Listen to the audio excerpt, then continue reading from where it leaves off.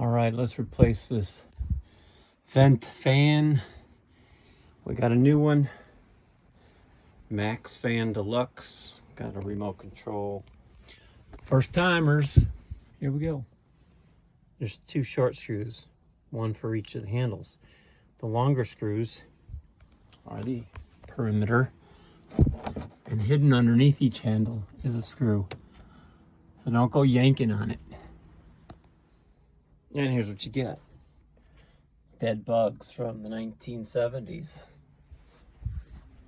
Everywhere. Yeah, that's what you get. Don't be surprised. Oh, you also get a wasp nest inside. Yeah, pull that down. We don't know what else is inside. Oh, there's another wasp nest on that side.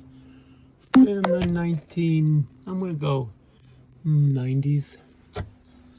All right, let you know what else we find. We're calling out the pros after 50 years. Bunch of screws, pry bar. Then we gotta remove all the goo, clean the area, cut your finger. Dangerous. There's really sharp metal, so Paul's already cut his finger. Don't do that. Be careful. More careful than Paul. 3 rows of caulk. I'm trying to fill those voids up. Filling up the voids on the bottom of the MAXXFAN. Now we're going to use it like contact.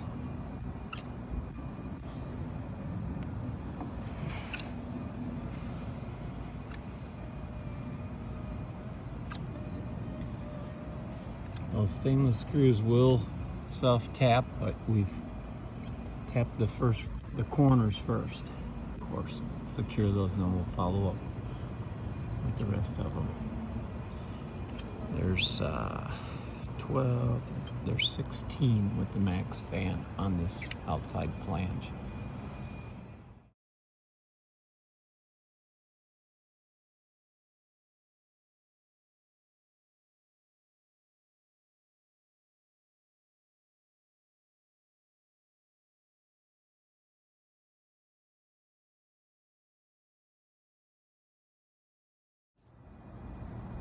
If you put that triple bead on this MAXXFAN, if you put that triple bead of sealant, it'll squish out through the holes that you're putting your screws in, and it'll also squish out all around the sides. So this is a good finish. Don't stick your fingers in it and try to smooth it out to make it pretty. Nobody's gonna see it. Let it set up. And you also don't need to top off your stainless screws with that goop either. See? It's fine.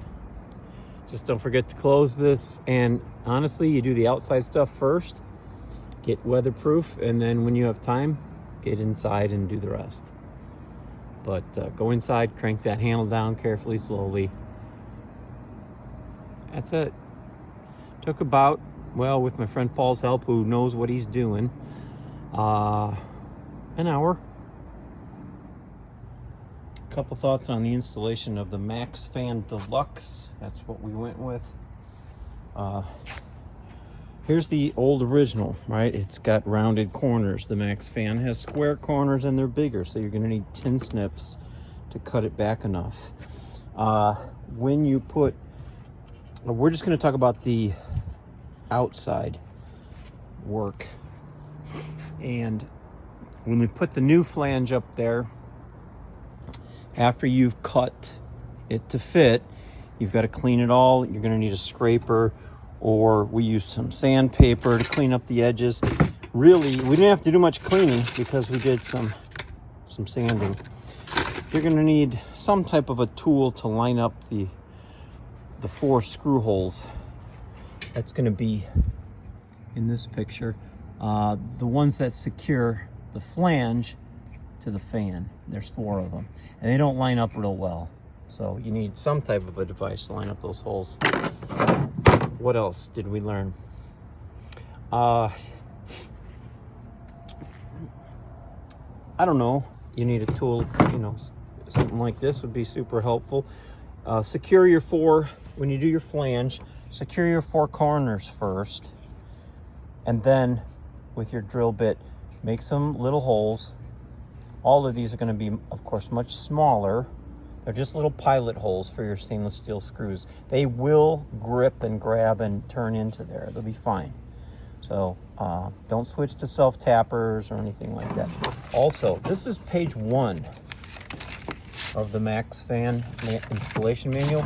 This is all you need to do for the outside. You really want to make sure you follow these highlighted things, especially with the metal clips. There's 4 of them on the flange facing to the sides. You do that wrong and you're going to be taking the whole thing off and spinning it, and the goo, it's going to be a mess. You must do it that way. There's certain caulks they don't want you to use. They talk about putting additional sealant, but you saw in my video you don't really have to do that. You do have to fully open the fan, and you do that manually, of course, turning the knob, and you install it in the raised position so you can get your 4 screws, 2 on each side, to hold the flange to the fan. After you've done all that, it does say here that completes the installation of the exterior. Just don't forget to go back inside and manually crank this back down, unless you're going to move to the next steps and plug it in and you have time. Most of us don't have time. So I just cranked it down. I'll do the inside later.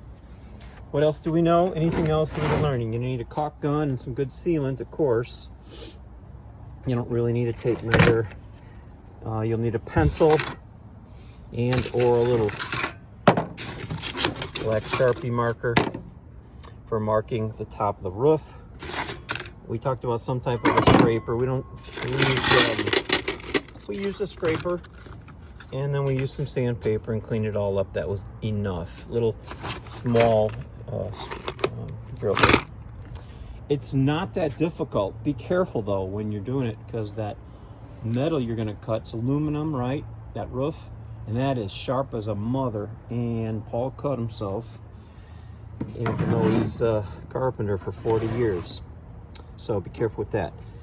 You'll have these screws and you'll wonder, which ones do I use to secure the fan to the flange? You don't use the white ones. Now, of course, we're talking about the MAXXFAN Deluxe. So I think that was about $350, but it was top of the line in that product. So it gives you lots of different options. I guess that's it for now. Text, call, whatever, if I can help more.